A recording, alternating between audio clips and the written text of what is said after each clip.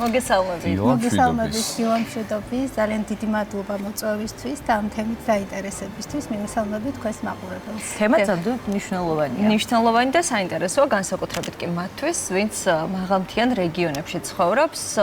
ამ ადამიანებისთვის დასაქმება მარტივდება, სამასპინძლო ბიზნესი, კვების მრეწველობა, სოფლის მეურნეობა, ის მიმართულებების არასრული ჩამონათვალია, სადაც ადგილობრივი მოსახლეობა დასაქმდება. პროგრამა უკვე დაიწყო და დღეს გავარკვევთ თუ როგორ შეგვიძლია ამ პროგრამაში მონაწილეობის მიღება, ჩართვა. ხათუნაც ერთსაზე კიდევ ერთხელ უნდა წარუდგინოთ ჩვენს მაყურებელს დასაქმების ხელშეწყობის სახელმწიფო სააგენტოს ხელმძღვანელის მოადგილეა ჩვენი სტუმარი. პირველი რაც ალბათ ყველაზე მეტად აინტერესებს მთაში მცხოვრებ მოსახლეობას. ვადები ვიცით რომ დაიწყო გუშინ, მაგრამ სადამდე შეუძლიათ მათ პროექტში მონაწილეობის მიღება და როგორ ხდება ეს ყველაფერი? დიახ, მადლობა კიდევ ერთხელ. ის დასაქმების ხელშეწყობის სახელმწიფო პროგრამა, რომელიც ითვალისწინებს მაღალმთიან რეგიონში მცხოვრები მოსახლეობის მაღალმთიან საწარმოში დასაქმებას, გულისხმობს ხელფასის სუბსიდირებას 3 თვის განმავლობაში, თითოეული კალენდარული თვის განმავლობაში 50 ხელფასის 50%, მაგრამ არა უმეტეს 1000 ლარისა. ნებისმიერ მოქალაქეს, რომელიც ცხოვრობს მაღალმთიან დასახლებაში და აქვს მაღალმთიან დასახლებაში მუდმივად მცხოვრები პირის სტატუსი მინიჭებული, შეუძლია ჩაერთოს ამ პროგრამაში და ასევე საწარმოს შეუძლია ჩაერთოს პროგრამაში.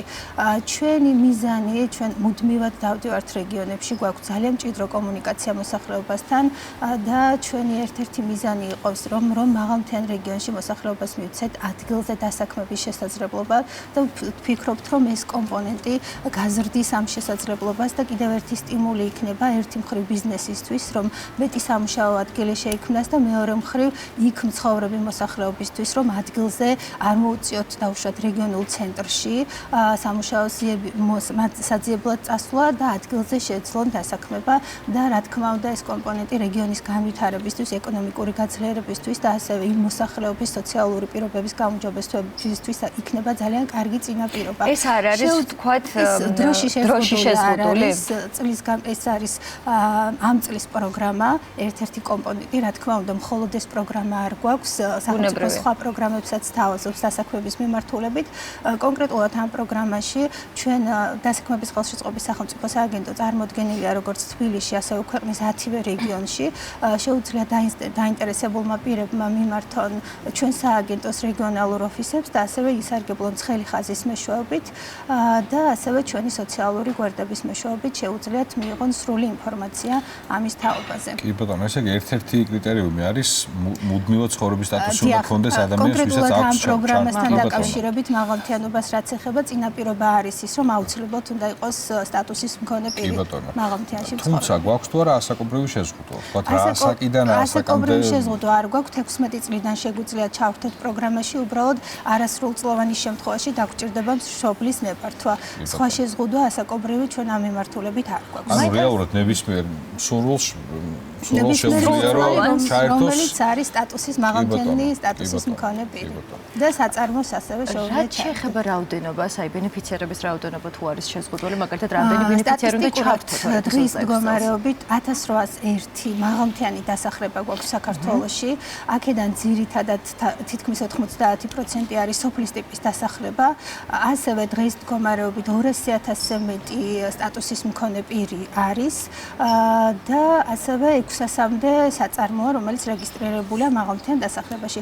თუმცა კი ჩვენ გათვლა მხოლოდ არსებულ საწარმოზე არ გვაქვს, ჩვენ პირიქით გვინდა სტიმული მივცეთ, რომ ახალი წარმოება დაიწყოს, მცირე მეწარმეობა და უფრო მეტი დამატებით ახალი სამუშაო ადგილი შევქმნათ. რაც უკვე არ მხოლოდ რეგიონის, მაგრამ უკვე ქვეყნის განვითარებაზეც აისახება. მხოლოდ არსებულ საწარმოზე არ არის, რა თქმა უნდა, არსებულ საწარმოსაც შეუძლია ისარგებლოს, გააფართოვოს თავის წარმოება და ასევე ახალ ბიზნესსაც გვინდა რომ შევწყოთ ხელი.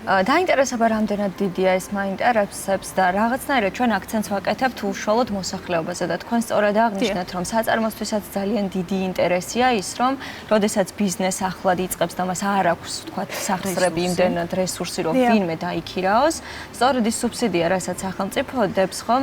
ხელფასად ბიზნესისთვისაც. დიახ, შეღავათია ბიზნესისთვის და ჩვენ პირველ რიგში რა თქმა უნდა, მაგრამ პირველ რიგში რა თქმა უნდა ჩვენ ვფიქრობთ მოსახლეობაზე, მათ კეთილდღეობაზე და ყოველთვის ჩვენი სერვისი და პროგრამა არის მორგებული მათ საჭიროებებზე და უფრო მეტად მათთვის ეფექტის მომტანი რა იქნება. აქვე თუ ნებას დამრთავთ ორი სიტყვით მე სხვა პროგრამებზეც მოგახსენებთ. ერთადერთი სანამ გადავალთ უბრალოდ აი სფეროები რომ დავასახელოთ, თვითონ მოსახლეობისთვის ეს საინტერესო იქნება, რომ აი დაახლოებით რა სფეროებში უნდა წარმოიდგინონ საკუთარი თავი. რამდენად მრავალფეროვანია რძის პროდუქტების წარმოება, არის სოფლის მეურნეობის მიმართულება, ხის დამუშავების მიმართულება, ეს საწარმოები ძირითადად რაც არსებული საწარმოები რაც ახლა არის, ძირითადად ამ მიმართულებით არის, თუმცა კი ძალიან მრავალფეროვანია ეს ყველაფერი და შეზღუდვა არ არის. ასევე მაშინ აქვე დავკონკრეტდები და ვიტყვი, რომ კადრის შერჩევას, ანუ შეუძლია თვითონ საწარმო მოგმართოს და განაცხადოს ჩართვაზე ამ სუბსიდირების პროგრამაში ჩართვასთან დაკავშირებით სურვილი გამოთქვას, წარმოადგინოს კონკრეტულ პოზიციებზე ვაკანსია და შემდგომ ჩვენ შევურჩევთ შესაბამის კადრს, ან თვითონაც აქვს არჩევანის თავისუფლება, რომ თვითონ შეარჩიოს კადრი და მის მიერ შერჩეულ კადრს ჩართოს. რამე არსებობს თქვა, რომ არ მოხდეს ისე, რომ გულად არ ჩართოს ვინმე ადამიანები. ყავს მონიტორინგის სპეციალისტები, რომელიც ამ ყველაფრის პერიოდულად არა პერმანენტულად კონტროლს ახორციელებენ ყველა იმ პროგრამის ბენეფიციარზე, რომელსაც დასაქმების ხელშეწყობის სახელმწიფო სააგენტო ახორციელებს. კეთილი. და გადავიდეთ სხვა პროგრამებზე, ვინც არ ცხოვრობს მაღალმთიან რეგიონში, მოკლედ მას რა შეუძლია რომ გააკეთოს. გვაქვს წასვლას აპირებდნენ გოგონებიც, მაგრამ და გვაფიქრებინა. მაინც ვერ მოხდება, იმიტომ რომ სტატუსი აქვს. ძალიან კარგი პროგრამა, რომელიც გულისხმობს უმზადება-გადამზადებას, პროფესიულ სწავლებას, მოკლევადიანი კურსებია 1-დან 3 თვემდე კურსი და ზუსტად ეხლა გვაქვს გამოცხადებული კოლეჯების კონკრეტულ კურსებზე განაცხადების მიღება. პირველ ეტაპზე შევარჩევთ კონკრეტული კოლეჯის კონკრეტულ კურსს და შემდგომ უკვე დავიწყებთ ბენეფიციარების განაცხადების მიღებას და უკვე მარტის ბოლომდე ეტაპობრივად სწავლების პროცესის განხორციელებას სექტორულად ვაცხადებთ ჩვენ მიღებას. ძალიან პოპულარული და ძალიან ასეთი კარგი მაჩვენებელი აქვს დასაქმების შემდგომ უკვე ესთეტიკის მიმართულებას, კულინარიის მიმართულებას და პროფესიული მომზადება და პროფესიული სწავლება არის ერთ-ერთი უმოკლესი გზა დასაქმებისთვის, უმოკლეს დროში რაღაც პროფესიის შეძენა და შემდგომ უკვე წარმატებით დასაქმება. ასევე ჩვენ გვაქვს კარგად შემოსავლიანად დააღნიშნეს ეს ფაქტი. და ეს კურსები, მომზადება-გადამზადების კურსები სრულად უსასყიდოა, სრულად ფინანსდება სახელმწიფოს მიერ, ბენეფიციარს არ უწევს არანაირი თანხის გადახდა. ასევე გვაქვს სტაჟირების პროგრამა და თუნდაც იმ საწარმომ ან ნებისმიერმა კომპანიამ შეუძლია ისარგებლოს მაქსიმუმ 6 თვიანი სტაჟირების პროგრამით. სტაჟირების პროგრამა ანაზღაურებადია. სტიპენდია გავაორმაგეთ ჩვენ გასულ წელს, წინა წლებში იყო 200 ლარი თვეში, შემდეგ გავაორმაგეთ გასულ წელს და გახდა 400 ლარი და წელს უკვე სტიპენდია გვაქვს 500 ლარი და ესეც არის ძალიან კარგი შესაძლებლობა, რომ ადგილზე თან პროფესია შეიძინონ პრაქტიკაში ეს ყველაფერი და შემდგომ უკვე ხანგრძლივი ვადით დასაქმდნენ. და ასევე ხას გავუსვამ სუბსიდირების დროსაც ჩვენ გვაქვს ასევე სუბსიდირება არა მხოლოდ მაღალმთიანში, ზოგადად სუბსიდირების პროგრამა კონკრეტული მოწყვლადი ჯგუფისთვის.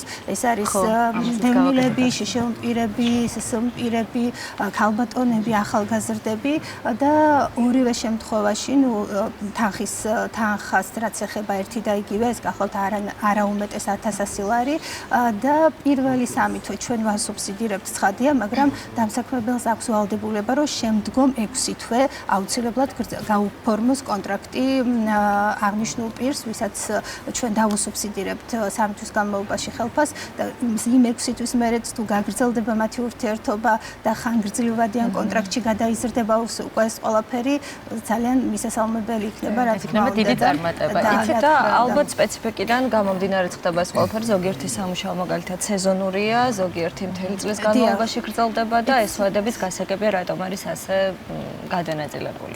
კი ბატონო, ძალიან სასიამოვნოა ეს შეთავაზება და ალბათ მაყურებელს სურს უფრო მეტად გაიგოს, რა პროცედურების გავლა არის საჭირო იმისთვის, რომ ეს განაცხადი შეასრულოს და მე ვთქვათ უკვე პრაქტიკული რჩევები როგორც მოგახსენეთ, რეგიონალური ცენტრები გვაქვს ჩვენ. ჩვენ გვყავს კონსულტანტები, სადაც პირველი ნაბიჯები ხდება ადამიანის რეგისტრაცია შრომის ბაზრის ერთიან საინფორმაციო სისტემაში, ვახდენთ პროფილირებას სამუშაოს მაძიებლის და კარიერულ კონსულტირებას.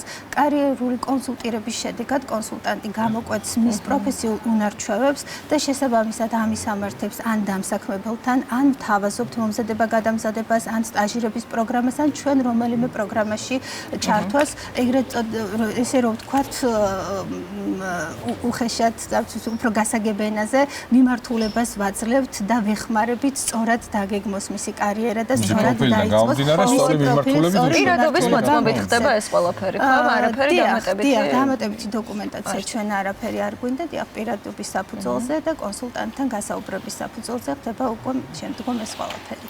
მადლობა. ძალიან დიდი მადლობა და წარმატებებს გისურვებთ. ვისურვებთ იმას, რომ გრძელვადიანი და ხანგრძლივი ყოფილიყოს მსგავსი პროგრამები და არაერთი ადამიანი დაინტერესებული იყოს მათით. ძალიან დიდი მადლობა.